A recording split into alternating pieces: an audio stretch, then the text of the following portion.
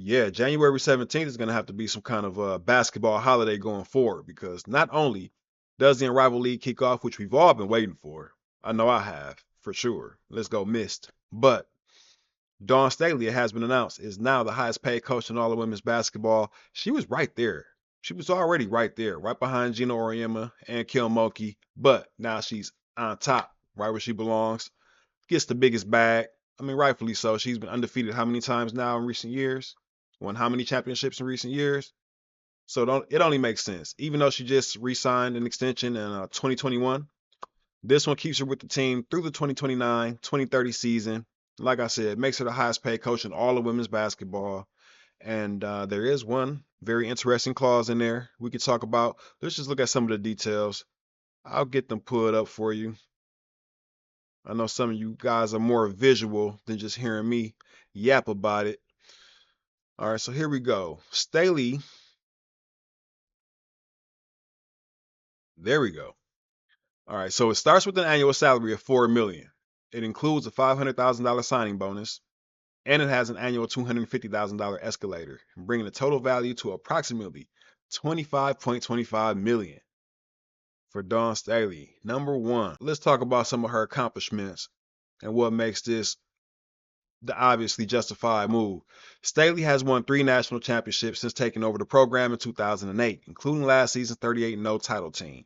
Going back to the 2013-2014 season, the Gamecocks are 165-15 in SEC regular season play. They have won or tied for the league regular season title 8 times in that stretch and won 8 SEC tournament titles. So she was already making 3.2 million. Like I said, she wasn't far behind Gino and Kim Mulkey. I knew that. I didn't know the exact amounts that she was really close already though. I wasn't aware that she was that close to them. I just knew that they had went over her with their most recent extensions, but this, yeah, it makes a lot of sense for her to renegotiate right now. I mean, they just came off an undefeated season. Everything is going big in women's basketball, and they picked the perfect day to announce it. So she was making 3.2 million this season before the extension went into effect. Gino Oriema with UConn, he was making 3.34 million. Kim Mulkey, she was making 3.25 million. Now let's talk about that one clause. So according to the Charleston Post and Courier, if Staley terminates the contract before its end, she would owe the school the full amount of the remaining contract, with one exception: if she takes a head coaching or assistant job in the WNBA or NBA. So basically, her only way out is to go pro. Well, she's already a pro, but you know what I'm saying.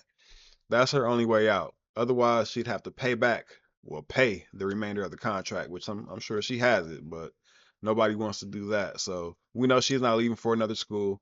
If she leaves, it will be for likely a WNBA team. Not to say that she couldn't go to the NBA, but I'm pretty sure she would rather lend her star power to the WNBA. And that's something that we've heard flirted with recently. Angel Reese was a player who, talked about possibly getting Dawn to come coach on that level. The money's not there yet. As we see, there's no WNBA coaches making the kind of money that she would be leaving, but Dawn could do it. And knowing her, just knowing how player she is, she keeps it player, man. She's a real smooth person.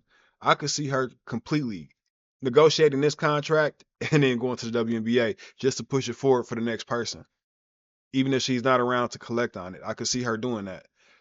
Gained a lot of respect for her, obviously everything that she's accomplished with her own team, but even in watching her recruitment of Juju Watkins and how real she kept it with her about staying home and what that would mean for her versus going somewhere else and doing whatever she's doing. So, a lot of appreciation for Dawn Staley ever since she was a player, but even more now as a coach. So kudos to her. She definitely deserves it. Oh yeah, congratulations to South Carolina as well for keeping your coach locked in for the next 5 years, unless she goes to the W. But this is big. Nothing for me to add to it. Just who's next? Who's next? Catch you guys in the next one.